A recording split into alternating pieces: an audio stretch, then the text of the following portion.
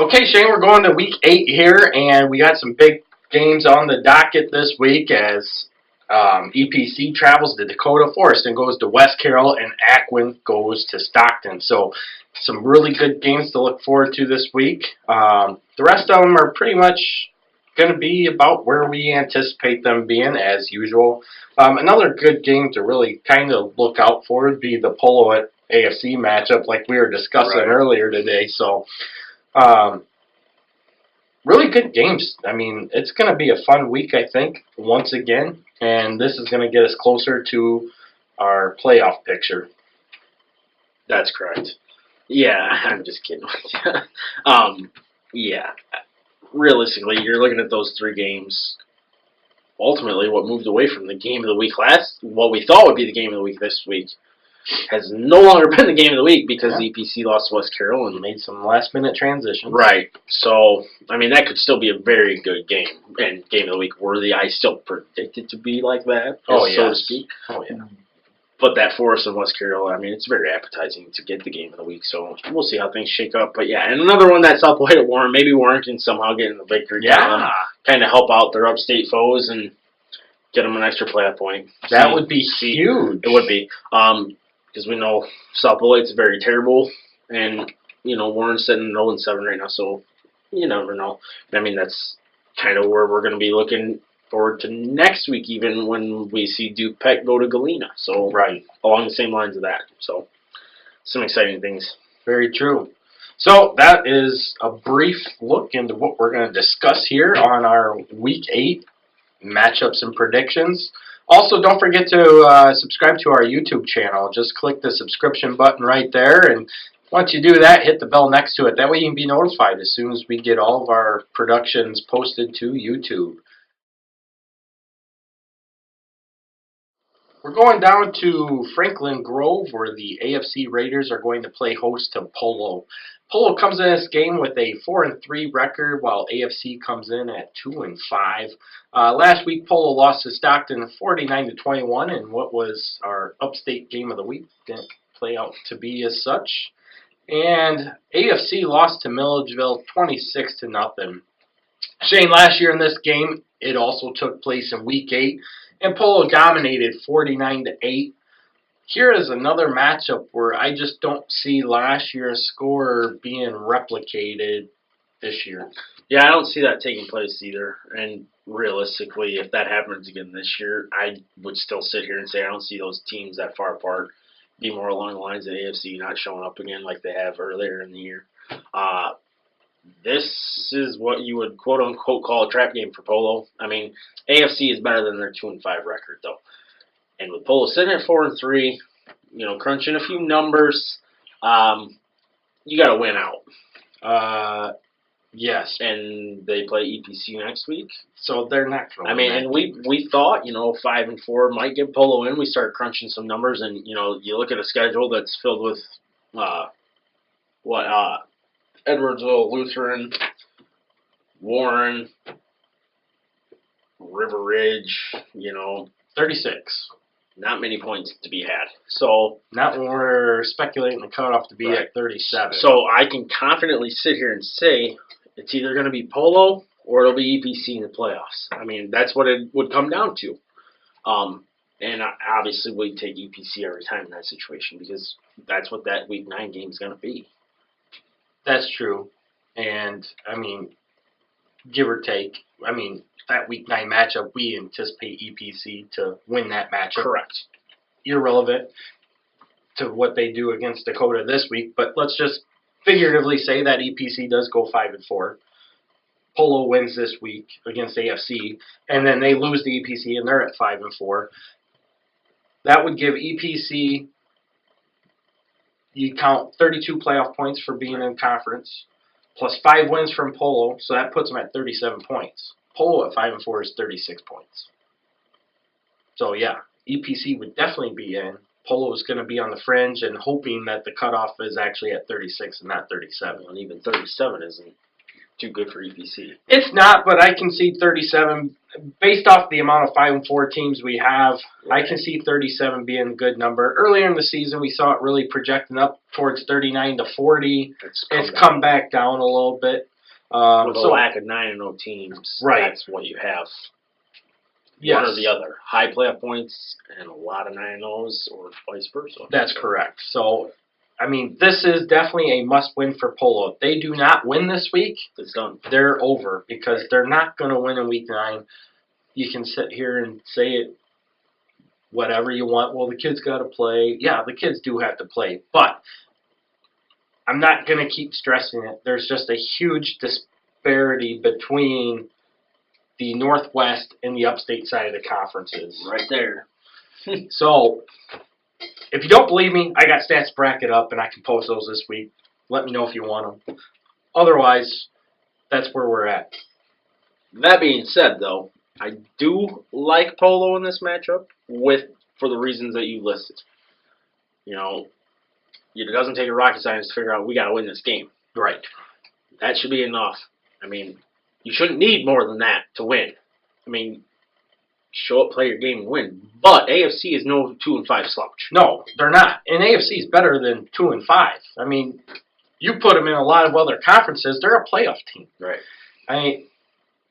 I mean, I'm not going to go out and say that they're a great playoff team, but they're playing in a conference where they would make the playoffs. Right.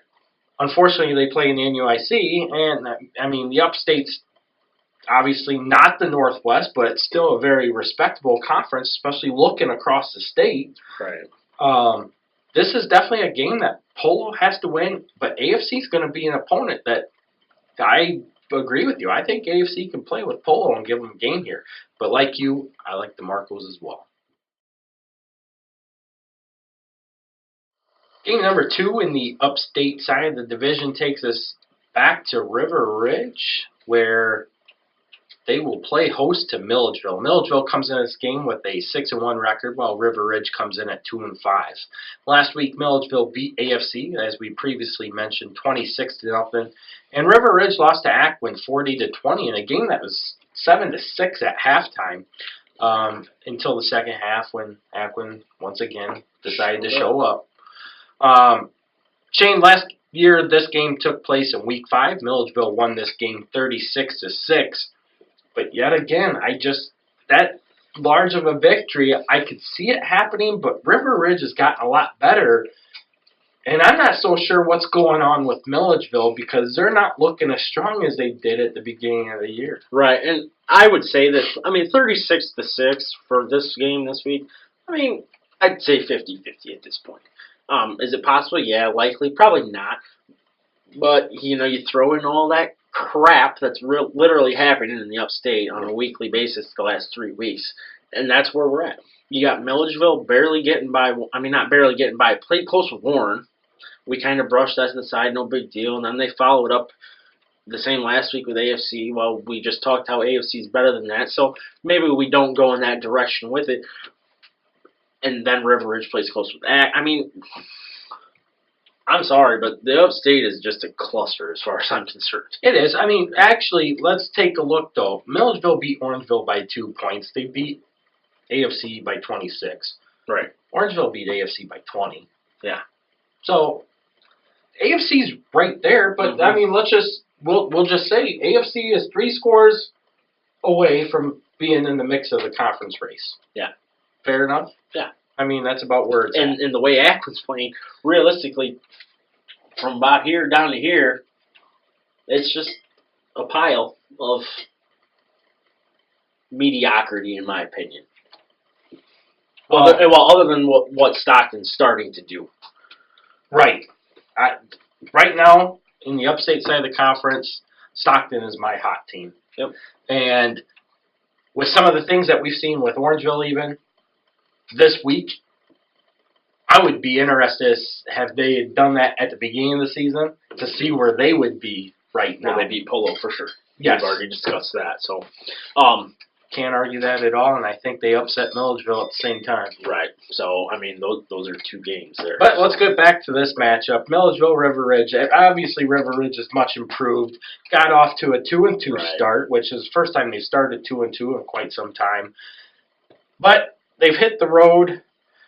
They're back home. Well, you got Forreston mixed in, or not Forreston mixed in there.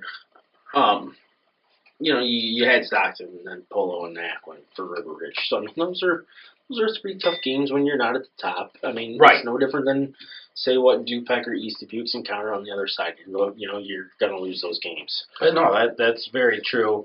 I mean, and they're gonna get Moose Heart here in week 9, so that's gonna be another win for the Wildcats as long as they stay focused. The biggest thing is keep playing hard. Don't give up on yourselves. Right. That's the worst thing that anybody can do is just mail it in and say, well, we weren't that good this year, so I just don't want to get hurt. Well, guess what? If you play not to get hurt, that's when you get hurt. Well, and you start building for next year. I mean, it's a year-to-year process. I mean, you don't wake up one day and go 9-0. Exactly. And I mean, like you said, River Ridge is in that area where they keep improving. They're getting better, and they're a junior-dominated team. Right. So a lot of these kids we're going to see back next year. But Friday, I just don't see it. Milledgeville, I fully anticipate Milledgeville to start out slow because they haven't told me otherwise. Well, so, and the way we are talking about River Ridge playing, I expect a close game till halftime.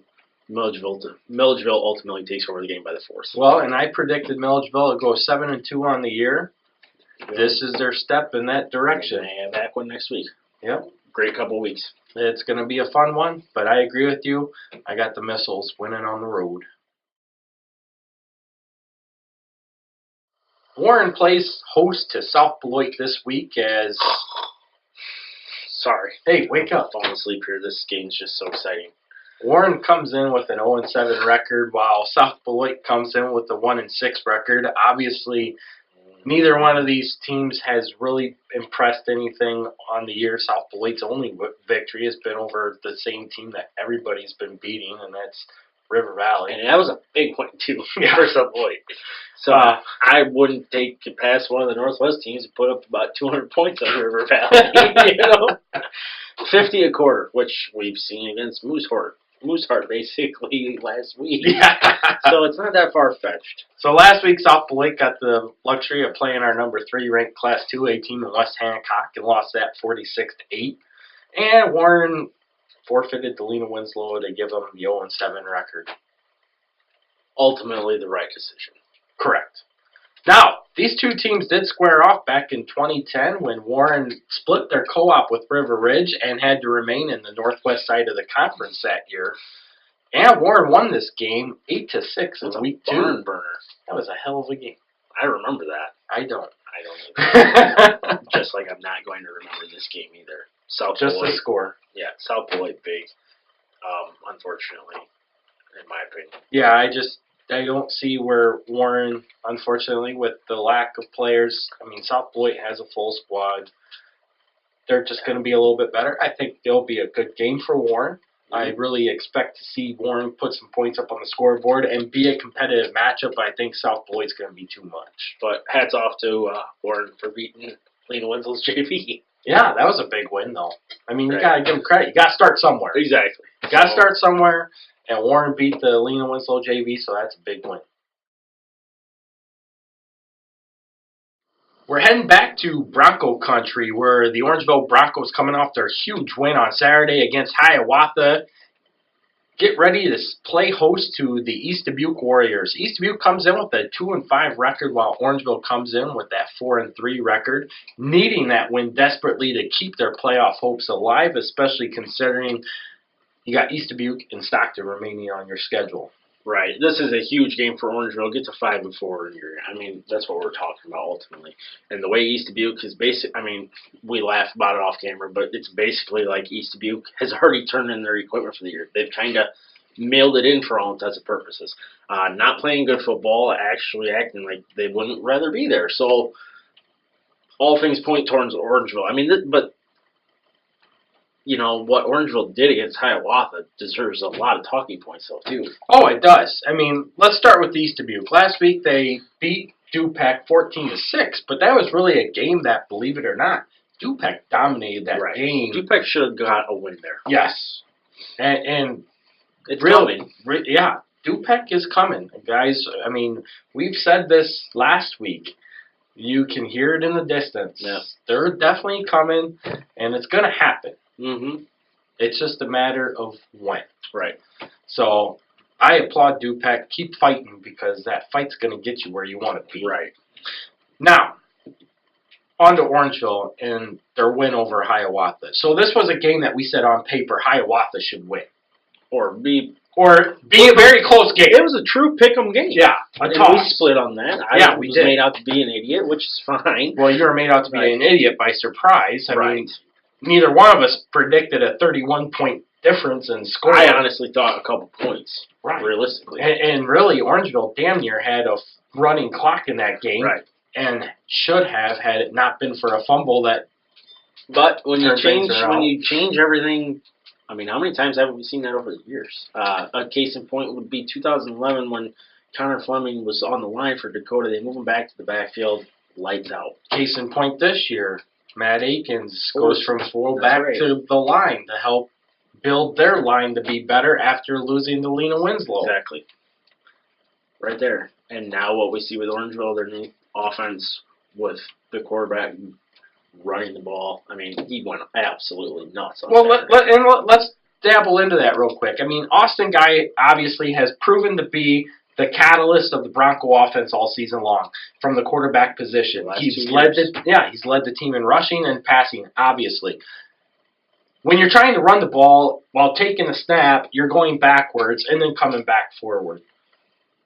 Hey, we got the best running back on our team right here, taking unrealistic steps back. Let's get him moving forward to give him the ball. Find someone that can take the ball from the center and get rid of it. I mean, ultimately, in that offensive scheme, now what you're doing with him running the ball, that's ultimately what you need your quarterback to do. Exactly. And, I mean, it's not like Carter Clucker cannot throw the ball. He throws a very nice ball. That was obvious. Yeah. And actually, he should have been 3 for 3 with 2 touchdown passes because there was a big 65-yard touchdown pass that got called back for pass interference on Caden Getz because he came back to get the ball, and Hiawatha was pushing on him, but they called offensive pass interference. It was a bullshit call, in my opinion, but it went in favor of Hiawatha. Orangeville still made it pay as they marched down the field anyway and got the score. But moving Guy to the fullback position, now you're starting to open up more running room for both Brandon Rates and Garrett Rodabaugh as well. So now the question is, where does Dalton Lowe fit in the offense when he comes back? Right. And ultimately, you start looking at what Orangeville did, and I'm sure you just can't help but kick yourself thinking, man, if we'd have done this a little sooner, or if we'd have played this good a little sooner, you know, Polo's probably a win. Obviously, that Milledgeville game is probably a win. And that Aquin game's probably a lot closer than what it was. Yes, and realistically, as long as Orangeville gets this win here this week, they're for sure to go 5-4. I really think that they have a good chance to play Stockton in Week 9, but a matchup with Aquin could loom in the first round and have a 5-4 record, and I think the Broncos would like that. But I like the Broncos in this matchup. Yeah, Eastview. Good night. Getting back to the northwest side of things here, we have the Du-Pec Rivermen playing host to Lena Winslow. This game, Shane, is going to take place in Durand this week as it will be senior night for the Durand seniors. Last week, Lena Winslow beat Mooseheart 54-7. That was 54-0 at halftime. In case you're wondering. Close game. Yeah. Can't wait if that would have been in the first round again. Jesus.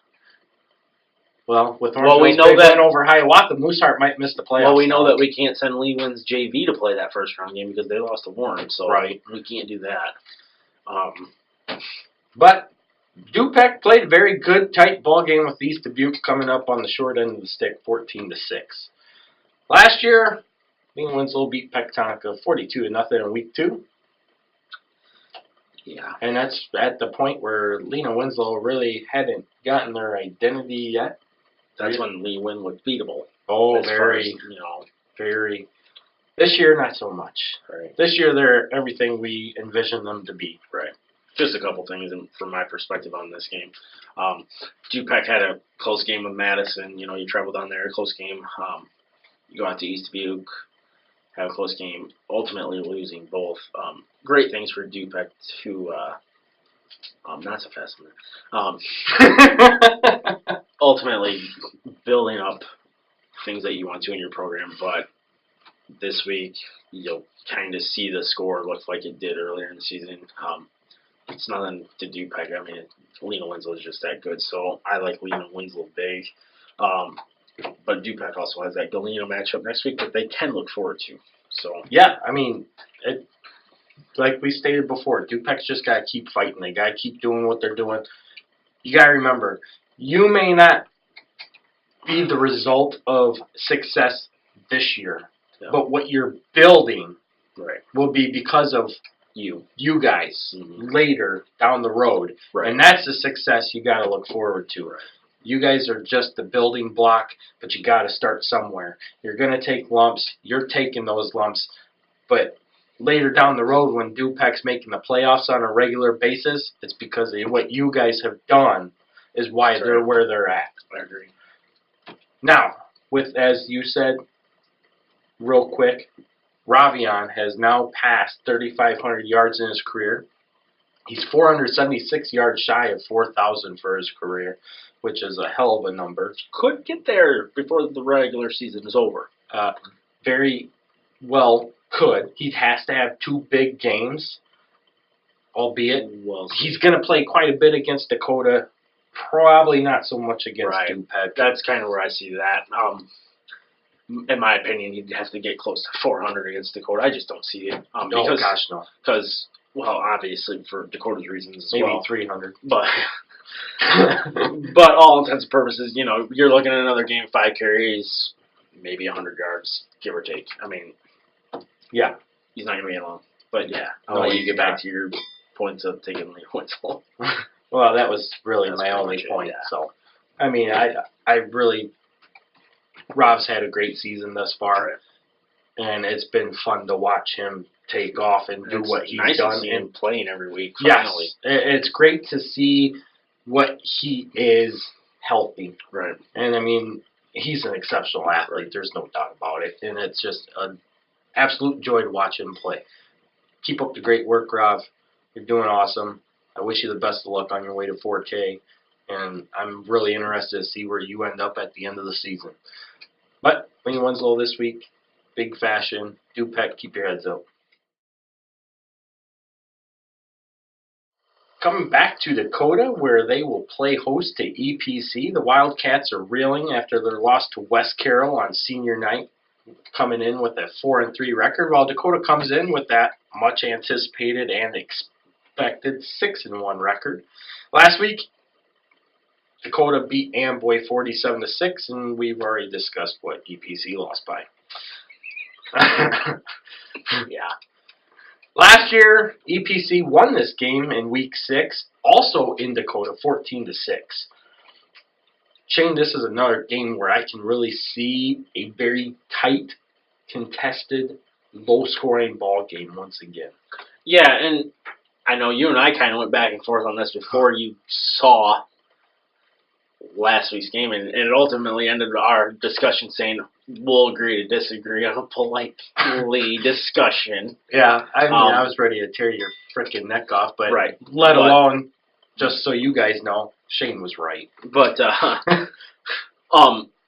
tightly contested game, and I felt that way before last week, just for the fact of the same thing that happened last year. Yeah, Dakota lost to Galena Winslow and Forreston big. And then we kind of thought EPC would roll them as well. And Dakota matches up well with EPC last year, and I don't see that being any different this year. And that's kind of why I said what I did. I just feel like the Indians match up very well with EPC. Had EPC won 50-0 last week, I probably still feel the same as far as I'm concerned with what this game is going to be. I anticipate a close game.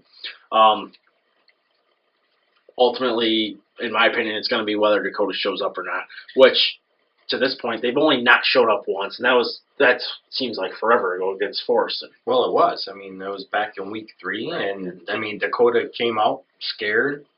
And they started off really good, their first 6 minutes of the game, and then A.J. Christensen decided to go 65 yards, and you saw Dakota piss their pants and wet the bed. Yeah, and big amounts. Yeah, because then it followed up with Evan Kelsey running another 60 yards back, and the game was over. The game was over. The snowball started happening. But that's 5 weeks ago. I mean, Dakota has improved, and like you said in our introduction, EPC was one of those teams you were politely talking about declining. EPC has benefited from an easy schedule early on, and then played Galena, Winslow, and Forreston closer than what we figured now that they probably should have. EPC has some talent, though. I mean, we're not going to dismiss it at all. I mean, 6-1 versus 4-3. I still feel like these teams are fairly close to each other. They are. I mean, you look at the line play. I mean, yes, Keltner and Ashe have the size, but outside of those two, you have Dirts, which I feel is their best lineman. Yeah, and then you got two others, but they're only averaging about 185 to, we'll say, 200 pounds flat. Well, that's Dakota's line's averaging 220 across. And that'll eventually wear on you by the fourth quarter. Right. And, I mean, I hate to say it, but pad level's going to be of importance in this game. Watching EPC, they come off the ball standing straight up. They don't get low enough. They're very easy to defend and create holes if you run the proper offense. So as long as Dakota can spread things out a little bit, mix in running with some passing on quick routes, which they're going to be, EPC is going to be susceptible to an Indian attack. Which we've seen Dakota do that in the last few weeks. I mean, I think Warner's now over 600 yards throwing. I mean, Dakota's not afraid to throw the ball when they have to, and ultimately led to their win over West Carroll. So I anticipate that kind of continuing this week. Obviously, more Trey Engelbrecht, Grant Gallagher style game, but it's there if they want it. Right. And I mean, Trey's definitely going to get the load. What Dakota really needs to do is get the fullback going. Mason Peters has to have a big game. He's going to have holes to run through up the middle. Right. So long as he keeps his head in the game and keeps going forward. Right. But this is a huge matchup for Dakota.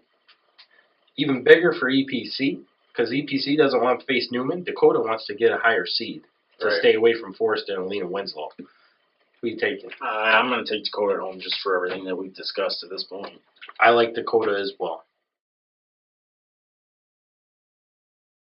Shane, we're heading back down south to Clipper Country, where they are going to play host to Galena. Amboy comes in with that 2-5 record, while Galena comes in with the probably expected 0-7 record. Last week, Galena lost 48-7 to Forreston in basically 3 quarters and 3 minutes worth of play. And Amboy lost to Dakota 47-6, so basically they lost by the exact score. Galena's never been happier to see a lightning storm. Yeah. Last year, this game took place in week 1 when we had a lot of questions to answer on Amboy and Galena, when we really thought that both teams coming back were going to be good, which both weren't. And Amboy won this game 20-14. Yeah, I mean, we can talk about last year because as far as I'm concerned, these two teams, there's really not much to talk about this year. Last year, we kind of looked at that game as like, okay, wow, Amboy barely beat Galena. Okay, maybe Amboy's the real deal. Maybe Galena was a little down, and it turned out to be Galena's way down, and Amboy's not much better. Right? And here we are 0-7, and we're sitting against Amboy at 2-5.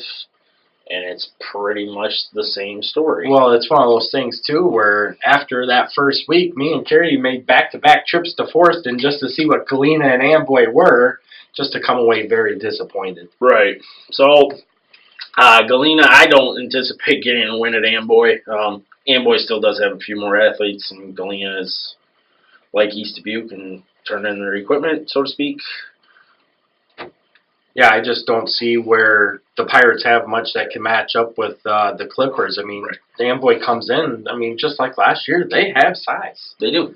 And they're They're probably They're the biggest. decent. They're one of the biggest teams in the conference. I mean, honestly, you take Amboy. Amboy is one of those teams there again. You take them out of the Northwest and you put them in the Upstate. Right. They're running roughshod over the Upstate. Well, that's the top 6 teams in the Northwest. I mean, realistically. So, I like Amboy. I mean, there's probably a couple teams in the Upstate that could take care of Amboy, but right. Nonetheless, closer games. yes.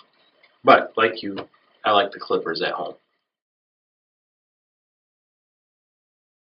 All right, our Upstate game of the week takes us back to Stockton, to John O'Boyle Field, where the Blackhawks come in with a 5-2 record and play host to the Aquin Bulldogs, who come in with a 6-1 record. Both teams, Shane, are undefeated in conference play as they go to get squared up for this Upstate game of the week that could potentially lead to our Upstate Conference champion.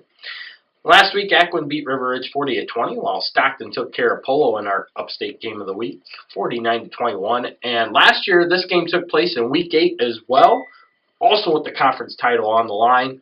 Stockton won this one big, 60-22.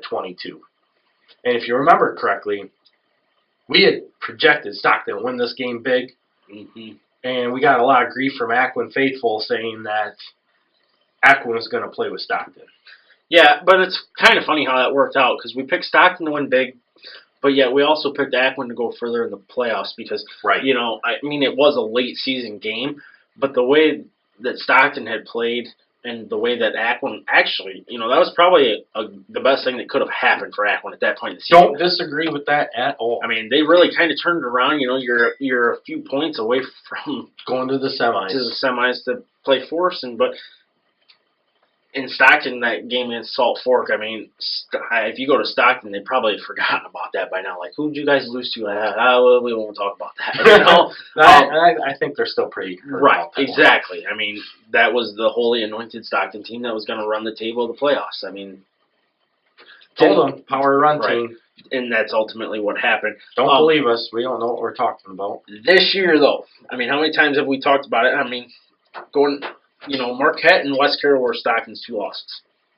Not 2 bad losses at all to have. And those weren't bad games.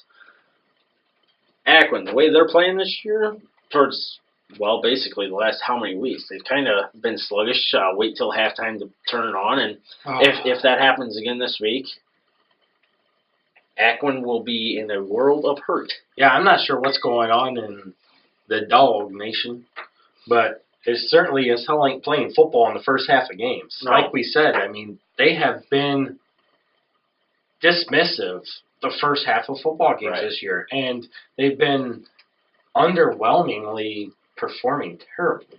Right. I mean, it's just one of them things that you're like, okay, this is an Aquin team that we really felt with all the firepower they have coming back, there ain't no reason why they shouldn't go 8-1 and be a contender to at least not get to state, because I don't see them anywhere close to a state contender, but to at least make another decent playoff run.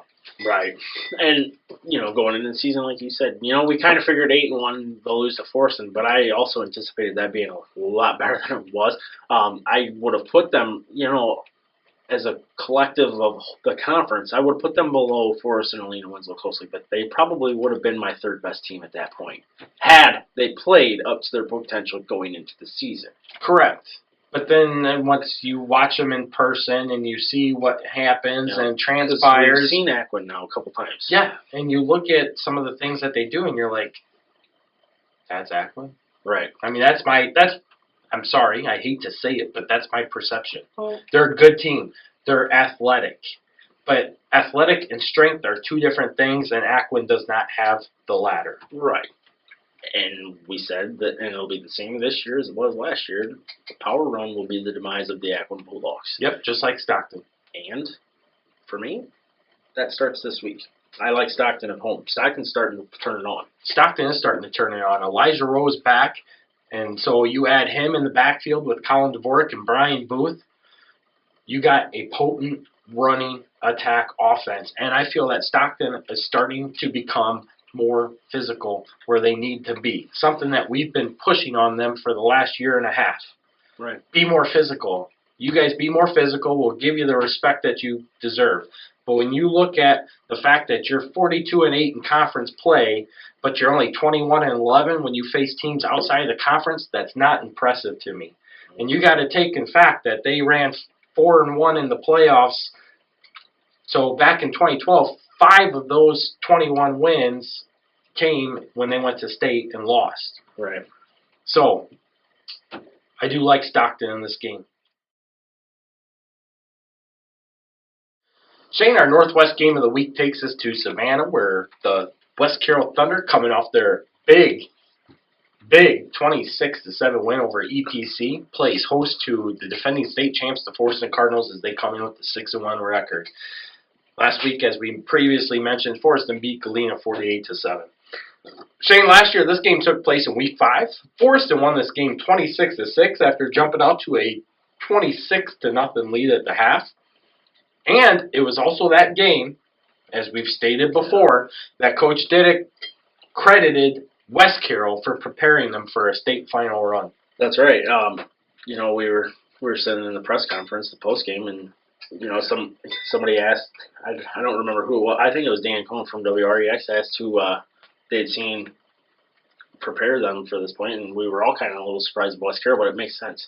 I mean, West Carroll was kind of what St. Teresa did. So these two teams have a lot of respect for each other, I would say. Just for that factor alone, West Carroll showed Forreston what they needed to work on. It was 26. Was it 26-0 or was it 26-6 at half? No, it's 26-0 at half. West Carroll came out. Yeah, I mean that's no small feat. Yeah. Holding Forreston scoreless. This game, however, I think both teams are. Well, Forreston's obviously a little drastically different than last year. That's no secret. West Carroll is improved from last year, in my opinion. However, 26-6, I don't anticipate it being that close of a game. I think it'll be close for a while. I just don't see West Carroll playing with Forreston that long, like last year. I don't either, because like we stated before, I feel that the score between Forreston and EPC should have been further apart than it was. Right. But it goes into what we have stated about this year's Forreston not being last year's Forreston. The problem with the two differences, last year's Forreston team didn't have a lot of seniors on it, but those seniors were definite leaders of the team. That's what Forreston lacks. Right now, right. And I don't disagree so much with the fact, right. But you're trying to say everybody's a leader. That's great, but you still have to have the head. Right. Who's the head leader for the Cardinals? Somebody's got to step up into that role. And you look at that, and I mean, there's a few candidates, I'd say. I definitely have one on top of my head. Barcelo, to say the least. He's a well-spoken individual, very talented, Division I command. I mean, all the accolades were there. And I think he is. It's just that when you don't classify captains like that they have done, you can kind of run into a problem like that at times. You can, but that's one of the things that I do like about this team. They're very humbled. They're all one. Yes, they're very humbled. They do play as a true unit. Right. They're still a very strong team, but they have some holes that can be exposed. Where last year they had a lot more depth to play with. Well, they lost a fair amount on the defensive side of the ball. They did. I mean, you just Noah Geit, Tyler Bryant, Steve Christensen, Cody Stewart, right. Moser is gone, Fiorillo's gone. I mean, there's 6 right there. Well, we came into the season asking how they would replace Geit. I mean, being the leader on the defense, that was no. That was small task. Right, exactly. And everybody knew that would have to take place. But, it seems like forever now that Forreston's removed from that loss to Lena. They're kind of flying under the radar because of the way the schedule has broke here lately. We're not talking about them a lot lately. Still a team to beat. Well, that's true. I can see West Carroll giving Forreston fits, much like they did last year. I do think that West Carroll, as you stated, is better than last year. I think Forreston is not as strong as last year, but still very much a title contender. I'm interested, very intrigued to see how this game plays out. But like you, I do think the Cardinals have more than enough to take the game. So that is where we're at heading into Week 8. Those are our predictions and what we see playing forth going forward. Like we stated, quite a few good games that can be said for this week. South Beloit Warren, I mean, it's not a game of champions per se, but it collectively could be a very good game. Big games in our upstate and northwest games of the week. Right. Aquin at Stockton and Forreston at West Carroll, and then even the Polo at AFC game, and then you have the EPC at Dakota game. So that's 5 very strong matchups to watch. Right. I only look at 3 clear-cut games this week. I mean, you're looking at Milledgeville and River Ridge, Galena Amboy, somewhere in that area. And probably Orangeville, East Dubuque. And Galena, Winslow, Du-Pec, obviously. So 4 instead of 3. I gave that East Dubuque, Orangeville matchup a little bit more benefit of the doubt. But yeah, I would much rather have 6 close games, whether they're good teams or not, rather than 2 games where those are the only 2 games you check your score on, because when you get home at night, you can see that the rest of the teams have followed suit of what you picked a week ago. You know I know. what I mean? So it's great, but it's nice that way. The only reason why I said Orangeville over East Dubuque is, yeah. I mean, with what Coach Doyle and Guy and Snyder and crew have all done, is you have created a very potent offense. Right. And you're starting to play more physical defense. I mean, granted, they still gave up 349 yards of offense against Hiawatha. But when you score that many times and you give the ball to Hiawatha that many times, I mean, that's a lot of drives. It's like a team hanging their hat on 300 return yards, but they still lost 60-14. But when you get 500 return chances, you're going to have a lot of yards. Correct. No, that you're definitely right on that mark. I mean, they did give up 4 scores, but if you look at it, it was 41-6 before Hiawatha really got back into the game over. Right. So, and I expect that to be the same this week. I think Orangeville turns it around on East Dubuque as we predicted. Right. So, a lot of good games. I'm excited for this week. Really interested to see how some of these things play out as we get forward into our playoff projections. After Week 8 is done, that playoff picture really comes down to a plethora of very small amounts of schools. Right. You're just looking at those teams that are 4-4, 5-3 as far as picking where you're going. So should be a lot of fun this week. We'll get those playoff projections out to you as soon as we get them, probably between Tuesday and Wednesday, sometime at that point. Also, the AP state rankings when they get released as well. So, and don't forget to follow us on Selection Saturday as well. We'll have a live coverage coming to you as the picks are made. We'll have it out to you simultaneously. Yep, and we'll be developing our bracket right here on the chalkboard behind us, so that way as we see the teams and make mention of them, we'll get them up on the board and you can see it play out. We're not going to do the full bracket on the board because obviously we don't have enough room, but we will single out the 1A North at least, so that way you can see where everybody's playing and going. And we'll separate it from top half to bottom half, so it'll basically run into a quarterfinal matchup. So that will be a lot of fun. Yes, I'm really looking forward to that, and as I know the viewers are as well. So get out to the games this week. A lot of good games on the docket. As always, root for the NUIC.